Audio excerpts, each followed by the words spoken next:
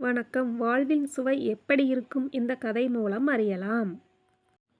3 யானைகள் ஓரிடத்தில் ஒன்றாக அமர்ந்திருந்தார்கள். ஒரு யானை கண்மூடி அமர்ந்திருந்தாரு. பேச மாட்டாரு. 2வது யானை கண் திறந்து அமைதியாக அமர்ந்திருப்பாரு. ஏதாவது கேட்டால் பதில் சொல்லுவாரு. 3ஆமவரோ சிரித்தபடியே இருப்பாரு. மிக இயல்பாக இருப்பாரு. தாம் சொல்வதே சரி என்று எவரிடமும் வாதிட மாட்டாரு. ஆனால் முகத்தில் மாறாத சிரிப்பு மட்டும் இருக்கும். ஒரு நாள் அவர்களுக்கு முன்னால ஒரு தேவதை தோன்றுச்சு. அதன் கையில் அழகான கிண்ணம். கிண்ணம் நிறைய பழச்சாறு இருந்துச்சு.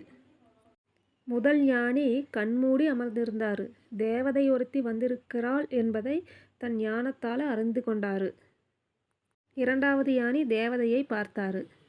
அதன் கையில் இருந்த கிண்ணத்தையும் பார்த்தாரு. ஆனால் எதையும் கேட்கல. சிரித்தபடியே அமர்ந்திருந்த 3வது யானை தேவதையே பார்த்து கேட்டாரு. தேவதையே, கையில் என்ன கிண்ணம்? அதில் என்ன இருக்கிறது? தேவதை கூறியது, ஐயா யானைகளே, இந்த கிண்ணம் நிறைய வாழ்க்கை என்ற பழச்சாறு நிரம்ப இருக்குது. சுவைத்து பாருங்க என்றது. கண்மூடியே அமர்ந்திருந்த முதல் யானை, முதலில் இதை எடுத்துக்கொண்டு போய்விடு. இதன் வாடையே எனக்கு பிடிக்காது. வாழ்க்கை என்றாலே எத்தனை வேதனை. இந்த பழச்சாறு கொஞ்சம் அருந்தினாலும் போதும். மீண்டும் மீண்டும் நான் பிறந்து துன்பப்பட வேண்டும். போய்விடு என்றார். தேவதை சிரித்துக்கொண்டே 2வது யானையை பார்த்து, நீங்களாவது சுவைத்து பாருங்கள் என்றது. 2வது யானை, என்ன இது? அவர் நீ கொண்டு வந்த பழச்சாற்றை ஒரு துளி கூட சுவைத்து பார்க்காமல் இப்படி சொல்லிவிட்டாரே. நான் அவர் போல் இல்லை. சுவைத்து பார்த்துவிட்டு சொல்கிறேன் என்று தேவதை கொடுத்த பழச்சாற்றை ஒரு வாய் குடித்தாரு. மறுநொடி அப்படியே துப்பிவிட்டாரு. அப்பப்பா, என்ன கசப்பு, என்ன கசப்பு. இதை எப்படி சுவைத்து குடிக்க சொல்கிறாய்? அவர் சொன்னது சரிதான் போல இருக்கிறது. வாழ்க்கை என்றாலே முடிவில் கசப்புதான் போலும் என்றார். இப்பொழுது தேவதை 3வது யானையை பார்த்தது. அவர் சிரித்தபடியே அமர்ந்திருந்தாரு. அவரின் கிண்ணத்தை நீட்டியது. யானை கிண்ணத்தை எடுத்தாரு. பழச்சாற்றை மடமடவென்று குடித்துவிட்டு கிண்ணத்தை வைத்தாரு.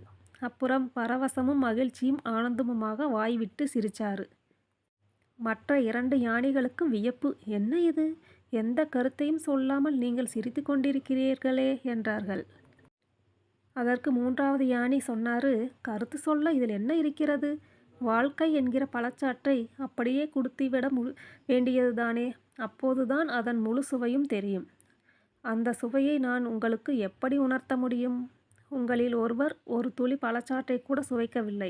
இன்னொருவரே ஒரு வாய் குடித்துவிட்டு முழு சாறும் இப்படித்தான் இருக்கும் என்று முடிவு கட்டிவிட்டார். நான் முழுவதும் குடித்ததால் என்ன சுவை என்பது எனக்குத்தானே தெரியும். நான் தானே அதை உணர்ந்தவன். நீங்களும் அதை உணர வேண்டுமென்றால் பழச்சாற்றை முழுவதும் குடியுங்கள் என்றார்.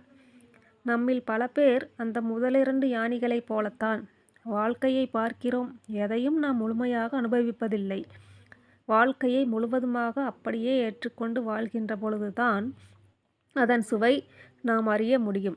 சொற்களால் விளக்க முடியாத அந்த அற்புதத்தை முழுமையாக உணர்ந்தால்தான் உணர முடியும். இந்த உலகம் நல்லதா அல்லது கெட்டதா என்று கேட்டால் அது வாழ்பவரின் கையில்தான் இருக்கிறது என்று சொல்ல வேண்டும். ஒவ்வொருவரும் தங்களுக்காக உலகத்தையே தாங்களே உருவாக்கி கொள்கிறார்கள். இது உண்மை. ஒவ்வொருவரும் அவரவருக்கான உலகத்தையே வாழ்க்கையையும் அவரவர்களே உருவாக்கி கொள்ள முடியும். கதை பிடித்திருந்தால் லைக் பண்ணவும். மீண்டும் ஒரு தன்னம்பிக்கை கதையோடு உங்களை சந்திக்கிறேன். நன்றி, வணக்கம்.